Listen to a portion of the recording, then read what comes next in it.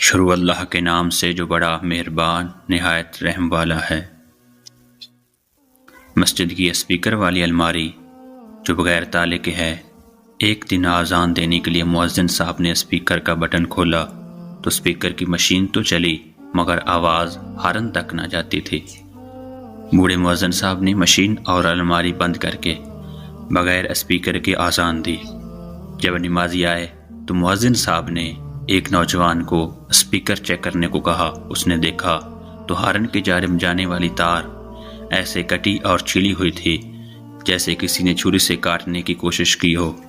ساری مسجد میں یہ بات پھیل گئی کہ جناب کوئی چور مشین چوری کرنے کی غرض سے آیا۔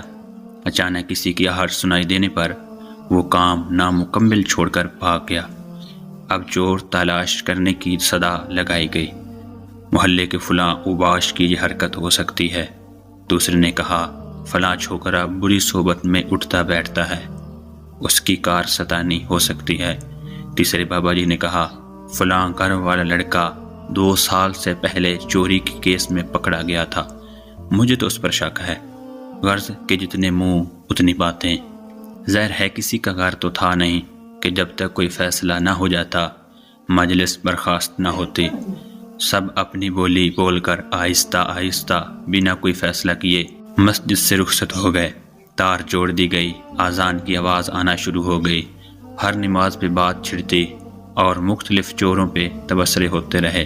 دوسرے دن ظہر کی اذان دینے کے لیے مؤذن صاحب نے جو ہی الماری کا پٹ کھولا تو کھپ کر کے بڑا چوہا مؤذن صاحب کے قدموں کو چھوتا وہ گیا۔ اوسان بحال ہونے پہ جب مشین کا بٹن کھولا تو ہارن میں آواز ندار، وہی تار کٹی ہوئی، وہی کل والا مسئلہ۔ اب جب نمازی تشریف لائے تو مؤذن صاحب نے ساری صورتحال سے آگاہ کیا۔ سب خاموش۔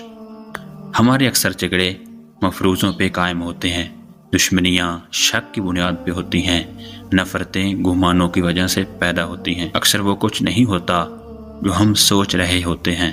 دل پاک کیجئے، سوچ پاک ہو جائے گی، نفرت کی جگہ الفت جنم لے گی۔